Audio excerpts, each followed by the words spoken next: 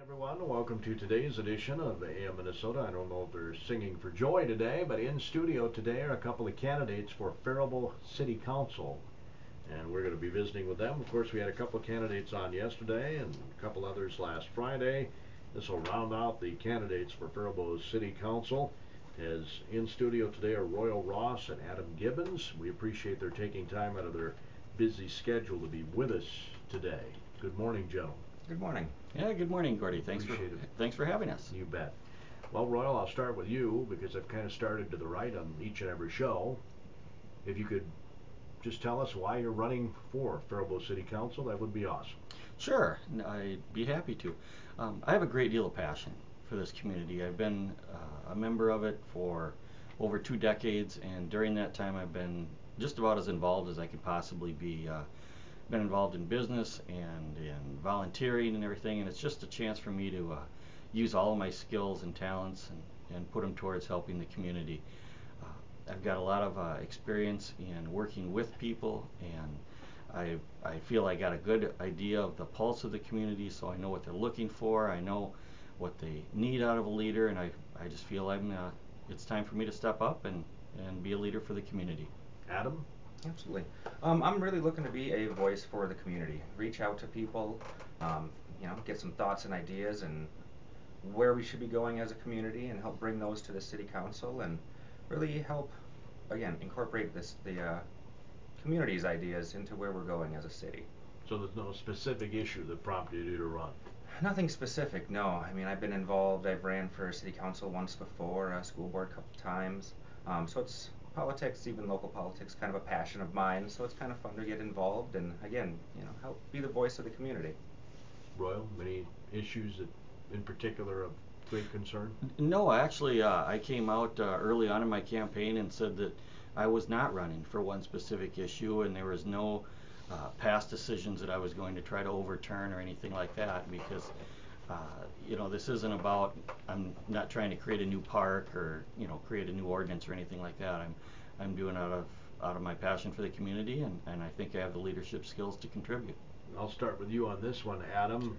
Sure. Are police and fire departments adequately staffed? I believe so. I know we've talked and we've heard about the staffing levels for the fire department and the police department. We've mentioned that there's police department, I believe, still looking for another officer. But I think we're doing pretty well around town here. It's hard to complain. So I think we're pretty much on target. Going forward, if we could get another police officer, even boost up, the fire department as well, it's not a bad thing. So. Royal? Yeah, I seem to remember that when we just hired that last police officer about a month or 5 weeks ago, that Andy Boland said that brought us up to full staff. So I would have to say that based on that, I mean, he is the police chief, so if he says we're a full staff, then I would tend to trust him. But it was one of the things that came out in the 2040 vision, was that public safety was very important, and obviously police and fire play into that very strongly. So we do have to make sure that we are at full staff on both of those teams, and we got to remember that it can change overnight, with a injury or something that can take somebody out of service for a length of time. So it is something that you basically have to monitor on a week by week basis. We have about a minute here before our opening market report. Snow removal, is it good here in Faribault, you think, Royal? I think it's as good as it can be in Minnesota. If it snows 2 inches, the city gets out there. That's going to be just an ongoing complaint of citizens, and I understand that. They either come by too early and create problems for your driveway then, or else they come by after you've already plowed out your driveway and replow it back in. So it's just going to be an ongoing problem, and in Minnesota it's just something we have to live with. Adam? Exactly. It's Minnesota, it's snow. We deal with it. I think we do a pretty decent job. I think it's really about preventative measures, getting out early, putting salt down, keeping it from freezing onto the road where we can't, if we have a hard freeze in late November or something like that, we don't want to be stuck with it until mid-January when we get a nice thaw. but it's about being preventative, and I think we do a decent job. So. All right, thanks, Knowles gentlemen. uses a special 75% You know, the taxpayer Forester or subsidy whatever, established yeah. only for members of Congress to pay for his Yeah, I didn't have a insurance. chance to look it up yet this Meanwhile, morning. Obamacare You'll have to is Google free that. families' health care. We lost our doctor, lost our plan, and now our premiums cost more than our mortgage. It's time for a new congressman. Those are worse I'm things to voting be, for right? Jim Hagedorn Great, on that's November good. 8th. I'm Jim Hagedorn, and I approve this Tasty message. and yogurt. Yeah, yeah. Friends of Hagedorn. Again, on AM Minnesota today, we have the two council candidates in studio. We had two yesterday, two last Friday. This has worked out very well. Get to more questions, get to more answers. If we would have had all six of them on the show one day in the half-hour program, we wouldn't have been able to answer too many questions, if you know what I mean. I do have a texted question I'm going to get to here in a moment. First of all, Royal Ross, Adam Gibbons are the candidates that are in studio today for Faribault City Council, and I'm sure they would agree that if you haven't voted yet, and over 4,000 people have here in Rice County, absentee ballots been cast, or requested anyway, which is a record, by the way.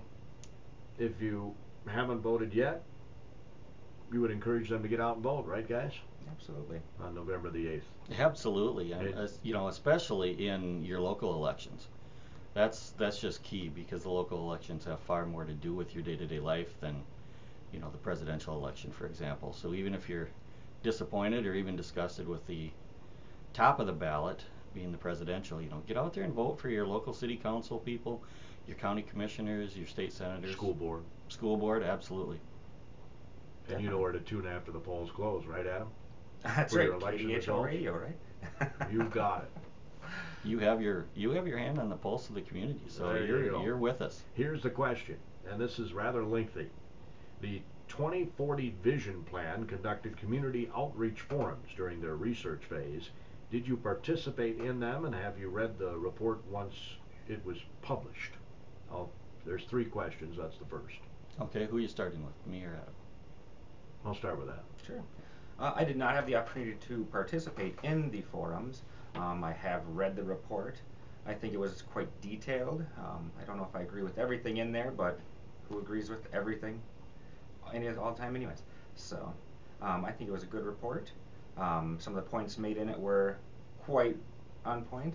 But again, I don't agree with everything in there. I'm not sure if one of our biggest needs is, you know, a sports facility or improving the airport. I think really we need to focus on business around town and encouraging growth in the community before we can really sustain bigger projects like that. Royal? I did take part in 2 or 3 small focus groups when they were conducting those, and also part of providing some information, especially in the downtown area when they were seeking that information. But I think that the real value of that plan, and we have to remember that we call it a plan, and it's really not. It's just a framework. What it is it's the things that came out as being important to the community of Faribault, the citizens of Faribault. And when I say that, we had an independent person come in and conduct that research. So it was an unbiased opinion, and he did his focused work and did his due diligence. And basically, the value there is that he gets out of the citizens what's important to the citizens, but also from a community standpoint in future growth and development of our community, what's important to a community of our size, of our demographics, of our location. So I think it was a pretty good thing for the city to take part in. So the next part of the question is, will this have a positive or negative impact on the current comprehensive plan that is currently being worked on? I'll start with you on this one, Royal. Well, I think it can only have a positive impact on the assembly of the new comprehensive plan, because again, it's just a framework of where our community needs to go or wants to go. It's kind of like a pretty broad road that we're traveling down, and I think that can only help our comprehensive plan in shaping the future of Faribault.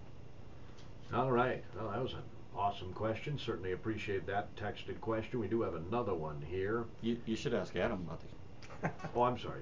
Go ahead. That's right. I think the comprehensive plan, or the 2040 plan, can only help with our comp plan as well. Anytime we get extra voices or input from the community, it's always a good thing. So. Wow, what is Faribault's greatest accomplishment in the last year? I would say it's a little underscored, but one of the things that I think is probably the greatest thing that has started in Faribault this past year is the youth center out at the mall. It's a private endeavor put on by some folks there. It's all volunteer run, and from everything I see and hear, it's something that's great for the kids. They can come down, hang out after school. It's free to the community. So if you're looking for an opportunity to volunteer, I would point you in that direction. It's something that's doing well, and it's a good opportunity for the kids and everyone else around town. It's wonderful. Royal? I would have to agree on an individual level. Laura's done a great job putting that youth center together out at the mall. But if I can expand it to a community achievement, and if I could expand it just to maybe about 18 months instead of 12, we have experienced tremendous small business growth in the last 12 to 18 months. And I'll use all of our local strip malls as an example, because all of those local strip malls were probably built about 10 years ago, right? 10 to 15 years ago, right before the big economic crash. And if you look around town, almost every one of those strip mall locations are full now, and that has not been the case in the past few years. But the strip mall out by the Faribault West Mall with Sprint in it and Wells Fargo Bank, that one's completely full. The one where Valvoline Rapid Oil is across from A&W is full. The one on Wilson Avenue by Faribault Rental is full. And the newer one, actually the newer two, out where Haskell's is, has one space in it. So as a community, we have taken advantage of, basically our entrepreneurial spirit, and we have seen a lot of small mom and pop businesses open up, and I think that's a tremendous achievement for us. Another texted question: what do you think about developing the river area in Faribault? I'll start with you, Will. I would love to develop the river area, but the problem is that our railroad tracks are on the wrong side of the river, or are just simply too close to the river. That's the advantage that Northfield has over us, is that their railroad tracks were built away from the river, so they had a riverfront to develop. So the question then is, well, what can we do? We can't have it exactly like Northfield, and that's understandable, but is there areas maybe on the east side that we can develop? And then also, what can we do with that? We got actually two large great vacant areas right now that are along the river, just divided between the river and the railroad tracks. So I think we have to be creative in figuring out what we can do with those areas. We have to recognize they're going to flood, so it has to be something that is, shall we say, floodable, if that's a word. But I'd love to see our riverfront develop into some type of a recreation area, but it would involve a lot of work to make it a true recreation area for canoeing and kayaking and stuff, because I've kayaked down the Straight River, and there are so many trees in the way and stuff. It's actually quite dangerous, but it's a fun, fast-moving river, and if we could just, it would require a tremendous amount of work, but if we could clean that river up and get our riverfront developed, that would be awesome for our community. Adam? I couldn't agree more, honestly. It's very well said. There are a lot of barriers to developing our riverfront area, but if we could get through those, or even start making progress on some of those, I think it could be developed into a wonderful area, either for recreation or some specific businesses, something like that. Even having, I know Northfield does an art walk and stuff like that down by their river area. Something like that would be interesting around town, even if it maybe wasn't art. It could be sculptures we put up or something like that. But it's a wonderful, beautiful area that, yeah, we should do something more than we are. The two candidates running for Faribault mayor are currently on the Faribault City Council. One of them will be elected on November 8th, which will provide an opening on the council. How do you gentlemen think that should be filled, that open position on the council? I'll start with you, Ed. Absolutely. For a while now, I've been a proponent of offering it to whoever comes in fourth, essentially, on the ballot. The first three being the other open seats. Absolutely, it should be offered to that fourth person, and right down the line. In addition to obviously having the passion and the will to run, they went through the work. They earned votes from the public. It seems kind of like a no-brainer choice to go that route for me. I know there's been mention of stipulations on running after being appointed to a seat. I could absolutely understand that if it was just a pick-of-the-hat appointment, someone that was pulled out of the community. But when someone's gone through the effort to file and run and do shows like this, I don't see why that would be a stipulation. You know, there should be no problem having them continue on running next election term. But I think that's the best way to go, and it really helps represent the people the best way because they have votes cast for them. So. Royal? Yeah, what you're referring to is that that open position created by the mayoral winner is going to be appointed by the new city council when they get seated. So they are going to appoint somebody, and I would like to see them appoint the fourth vote getter. I think that'd be the fair thing to do, but I guess that council will decide that at the time. Right. November 8th, again, is the general election, folks, and we do invite you to tune to KDHL. We'll get you the latest results after the polls close right here. This question has been asked of all the candidates, I do believe, or at least it was texted in, and I thought I might as well ask all the candidates because it's obviously on the mind of some Faribault resident. Currently, the city taxes lodging to promote Faribault and then gives this money to the Chamber of Commerce. Is this the role of government? Why do this? I'll start with you, Royal. Well, gives the money to the Faribault Chamber of Commerce is a little bit erroneous, I think. The lodging tax creates a pool of money, and out of that pool of money is salaries and printing expenses to promote our community, and advertising costs to promote our community and stuff. So I think it's going to be the most economical way to spend it. It's not a huge pile of money. I think it's around $100,000 or something. So it's not a tremendous amount of money that we have to promote our community. And if they were to try to hire somebody on their own and provide office space and provide phone lines and provide internet and everything like that has to be provided, it would even eat up more of the budget than cooperating with an organization like the Chamber. So regardless of how it's going to come together, it has to be a shared expense, I would think, with somebody else, some other organization that's already doing related work. So if there's a better organization out there from the Chamber, I think the City Council could definitely look at it, but I'm not sure who that's going to be. Adam? Absolutely. Yeah, it's about being prudent with the money that we have. Again, like Ross said, or Royal, said, if we were to do this completely on our own, it would eat up the entire budget that's coming in with those tax dollars. It's the most economic and prudent way to use it is to team up either with the Chamber of Commerce here. If we had a regional tourism board, something like that, I could see looking into joining that versus the Chamber of Commerce. But yeah, to do it completely on our own, it just wouldn't be economical. So we got to get to the most bang for our buck. Faribault City Council candidates Adam Gibbons, Royal Ross are in studio. Again, that phone number to text your question to. I like texting because it's quicker generally. We can get to more questions. 507-838-5233. People, when they type, they tend to keep the question shorter than when they talk, right? Isn't that generally, typically human nature? Coming from a person that expands their questions, yes. You know what I'm saying? So 507-838-5233. Again, a reminder, do not text and drive. Just like you shouldn't talk on your phone while you're driving. Do not text and drive.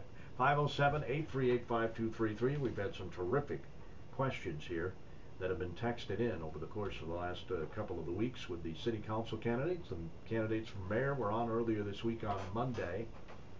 This one, admittedly, is mine.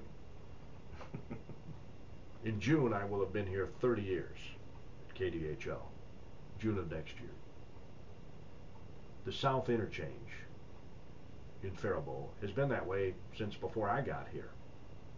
A partial interchange. There's been a lot of talk about doing an interchange around County Road 9. Does it make sense to put in an interchange at County Road 9 if you haven't finished the one on the south side yet? I'll start with you, Roy. So I take it you want to be heading south on that road out by El Tequila, and then you want to go north on the interstate. That's what you want to do, right? No, I want people on the south side to be able to jump on the interstate without having to drive all the way through town. Well, Gordy, I gotta admit I haven't given that one a lot of thought. Well, you haven't. No, I haven't. And you've been there over 2 decades. You found something that I haven't given a lot of thought to, I guess. But I have a feeling that would hopefully, would that fall into the state? Maybe we can get the state to pick up the tab on that one. But yeah, you're right. If they're on the south side of town, the citizens that live on the south side of town, they do have to drive down and hit Highway 60 and get over to the interstate interchange by the Faribault West Mall to go north. So they do have to do a little bit of driving. And you know what? It's probably going to happen because where's our residential growth going in our community but east and south? So as our south grows residentially, I can probably see that happening at some time in the future, but I have no idea when it would be. Sure. Adam? Yeah, I think that's kind of what happened. Is it's been that way for so long that people just get used to it, and it just is what it is, and you drive through town because that's what you do. Could it be improved upon? Absolutely. I mean, you should be able to go to south on 21 and hop on 35 north. Is that something that we should be doing as a city? Not necessarily at this point, I don't think. Is it a wonderful idea? Would it be great? Yes. But can we afford to do it on our own? I don't think so. But the flip side of that is, yes, could we have the state involved?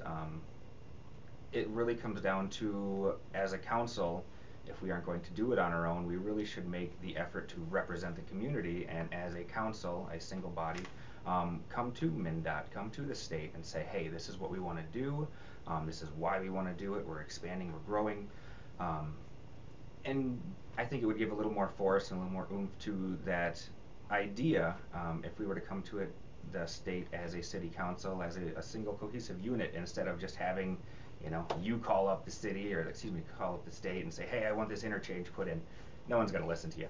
But if we get the whole city council that we're to contact them, write a letter, shoot some emails, invite them down to look at it and say, this is what we want to do, this is why we want to do it, I think that would put a lot more pressure on them, or at least give it a lot more power behind that thought, instead of just having a random, 3-4 guys around town calling up the state, begging for an interchange. Yeah, it'd be nice. You have some ideas, Adam, to help with economic development in the community? That seems to be a top priority of all the candidates that have been on the show. Yeah, it's the top priority of, I think, every city and every state in our country here. Economic development, I think it's going to come down to, like Royal said. I got friends on the brain, apparently. It's going to come down to the mom and pops, the local businesses. We have the coffee shop that's opening up in the old Kemp's plant. It's going to be people like that really help our city grow and develop and start hiring local people that are, in town, need the jobs. And I think we can encourage that best at a city and local level here. Making opportunities to buy up some of these properties that have been either out of commission for a while, or like Royal said, that strip malls that have been just kind of shut down and waiting for business to arrive. And we can really help encourage that, either through regulations, deferring taxes on some of these businesses so they can help get started up and get going. And I think that's probably done best at a local level here. Royal? I think it should happen through our EDA, and right now our EDA is sharing a lot of expenses with the city of Faribault, and somehow I would like to see our EDA get their hands on access to some more dollars to be used to promote businesses. One of the greatest strengths Faribault has is our small manufacturers. And I mean, these are the people that take steel and create really cool things and top secret products and everything. We have a tremendous amount of small manufacturers in town, and what I'd like to see is our EDA use some of the money to entice the creation of new small manufacturers. Those are important for numerous reasons. Number one, a small manufacturer a plant like that would pay a nice sized property tax. All of the jobs are well paying and sustainable, you can make a living on them. And then the other thing is it would also utilize our South Central College, because they could learn those manufacturing skills at the South Central College, which would bring people to town or keep young people here in town because there'd be good paying jobs. So I'd really like to see our EDA put on steroids a little bit and bump it up, and then use that money to influence and create some new manufacturing jobs.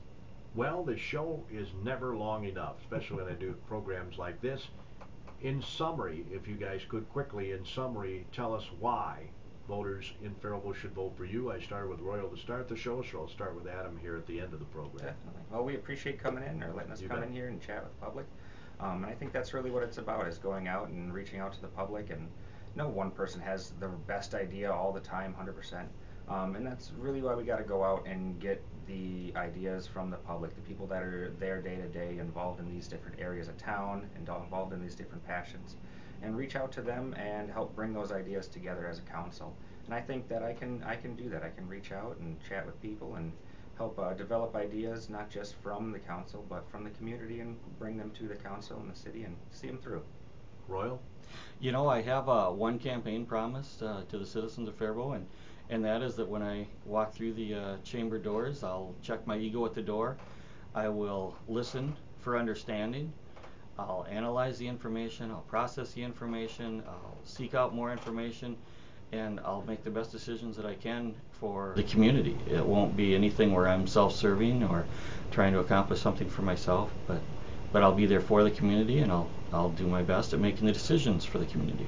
Again, folks, after the polls close on November 8th, if you want to find out who has gained a seat on the Faribault City Council, the place to find that information is right here on KDHL Radio. We'll have those numbers just as soon as they come in. We'll certainly pass them along to all of you. Thanks, guys, for coming in today. Thank you, sir. Thank you, Gordy.